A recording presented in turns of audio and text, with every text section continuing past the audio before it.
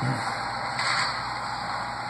of the things that I've heard from this side as well as this side is that, we've had good experiences and some of you guys have had bad experiences.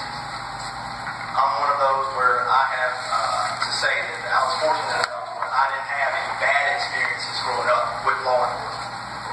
But that's not to say that it's not out there, that it's not going on.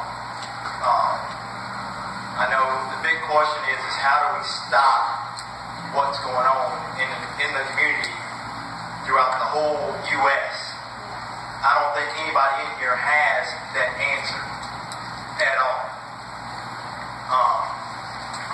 I think where it starts at, though, is doing the stuff like we're doing today, is coming together, talking about the things that's going on in the world. One of the things I want to read real quick is from Facebook. This individual, he's a cop out of, I don't know where you're from, but however, he's a cop here in the U.S. And one of the things that he mentioned in his Facebook post was that, I just remembered,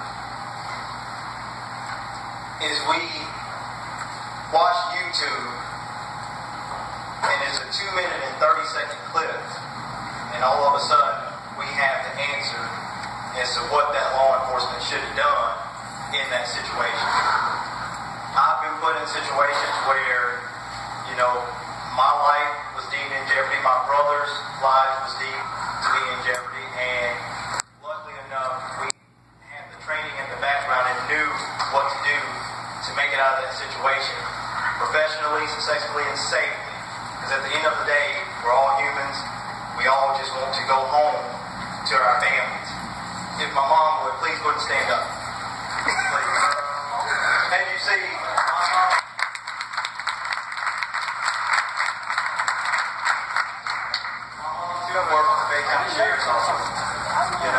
and whenever I put on this uniform or I took this oath to serve the community, it was because of her and what she instilled in me, and that was to be the best at what I could be in life. And I have a very big passion about what it is that I do out here within the community, because I know at the end of the day, I don't serve you guys, I serve God upstairs, up above.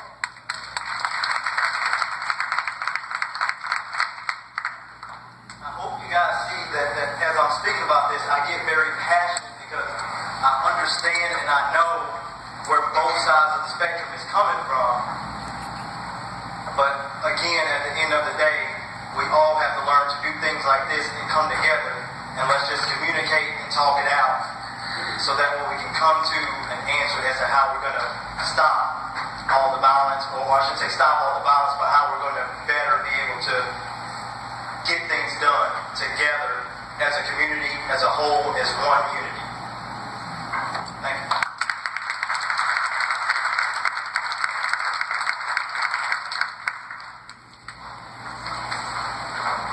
These are just a few of the voices against violence in our community. We have nearly 200 others here in this audience this evening and throughout the community.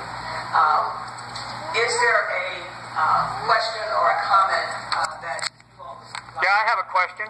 Birdman. I have a question. How you doing, Janice Lucas? I know you was running for state representative, and I have that gentleman at the Bay County Sheriff's Department claims he doesn't know that you can download on your smartphone. It's called a PDF Oath of Arrest and Prosecution, and it is designed.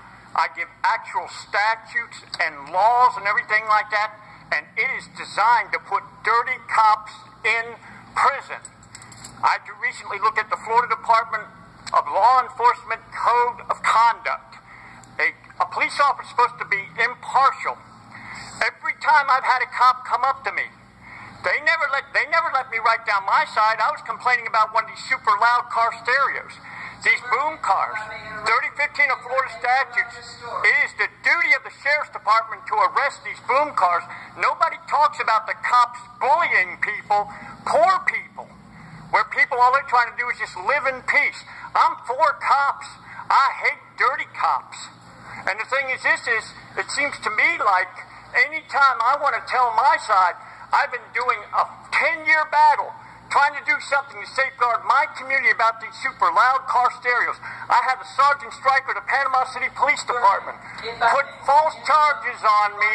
Shane R. Van, the judge, I begged him not to drop the charges. See, we don't talk about cop bullying. See, I can't go to nobody. I can't go to nobody. I had a guy named Danny Cashmere Pipus pull a knife out on me.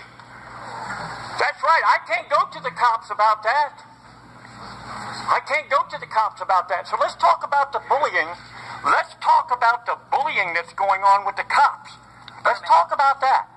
So, let's talk about that. That's become something we will talk about. And I've got a PDF illustration prosecution that you can download onto your phone. Now, why would you tell me to sit down? Why? No, I'm Lucas?